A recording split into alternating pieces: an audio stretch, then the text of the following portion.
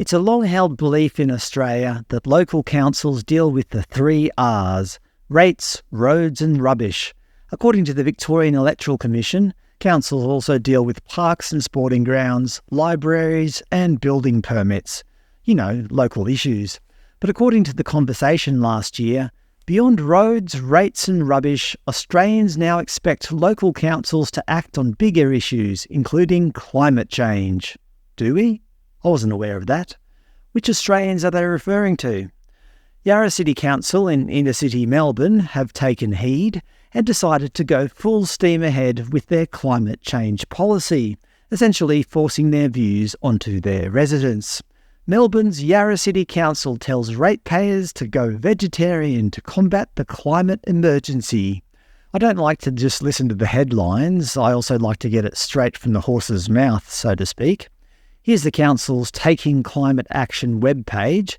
As I've said in other videos, when it comes to climate action, you have to have as much diversity as possible, you have to have a giant solar panel sticking out of the top of the town hall, and you have to have the obligatory cute animal, in this case a giant flying platypus.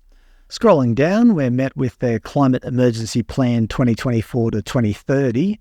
Yes, this is a single council, one of 537 councils across Australia. Apparently, they're going to save the world one vegetarian resident at a time. You can download the plan using this link. Oh, it's a wonderful read. Apparently, you have to use Aboriginal language as much as possible. Yalinguth, looking to the past. Yaalingbu, today. Boy, I hope I'm pronouncing those right. Of course, you can't do or say anything anymore in woke Victoria without an acknowledgement of country. Wominjeka. They don't explain what that means, but don't worry, I've looked it up for you. It literally means, "Fuck you residents, we're in charge now." Yeah, I know, all that meaning in one little word. They of course acknowledge the Wurundjeri Woi Wurrung people as the traditional owners and true sovereigns of the land. As I've said previously, either give the land back or shut the hell up. Basically, the introduction can be summed up in one sentence: we are in a climate emergency. Noting that Australia is in the middle of some sort of super rare cold snap at the moment. Yes, climate change works in mysterious ways. The local council note that extinctions are occurring at up to 1,000 times the rate, noting that around 40,000 years ago, according to The Guardian, climate change killed off all Australia's giant animals, the so-called megafauna. Although earlier reports by Australian Geographic suggest that humans most likely killed most of the megafauna. The point is, it was either Aboriginal people or climate change that killed all the animals 40,000 years ago. Where was I? Oh yes, the Yarra City Council. On page 32, Impacts of Animal Agriculture, they state, the high and increasing rate of consumption of animal products are likely to make it impossible to limit global heating to 1.5 degrees Celsius, even if fossil fuel emissions were eliminated completely. It is widely understood that a shift to plant-based diets is critical in responding to the climate emergency. So even if the Yarra City Council are running on 100% wind turbines or whatever, that's still not enough. Its residents must also not eat meat. Remember, this is a city council. They seem to have delusions of grandeur. In the same document under Objectives, they state that we should move our banking and superannuation away from fossil fuel investments and shift to plant-based eating.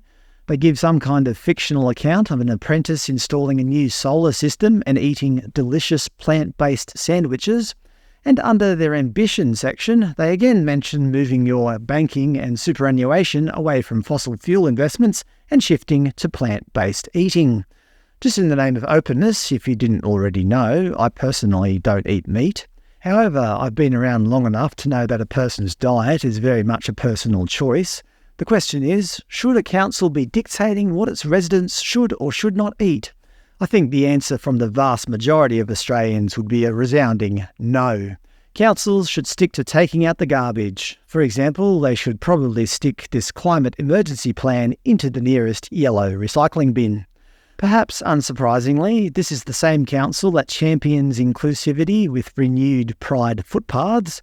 I'm not sure why anybody would want to walk all over the pride flag, but each to their own, I suppose. The council also allow you to meet a local queen, as in a drag queen, January 26, Australia Day. No, you're not allowed to celebrate that. January 26 is a day of mourning, pain and disconnection for many Aboriginal and Torres Strait Islander people. For this reason, we decided this was not an appropriate date for us to celebrate our National Day. According to their policy, calling our National Day January 26, not Australia Day. According to their civic flag policy, the council fly a whole bunch of flags: intersex flags, aromantic flags, Arab democratic flags, transgender flags, lesbian flags, pansexual flags. You get the idea. But if you celebrate Australia Day, you're a bloody bigot.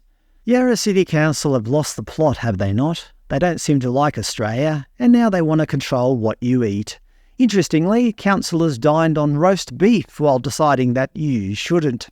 As with their policies and documents, I think the Yarra City Council needs to be recycled.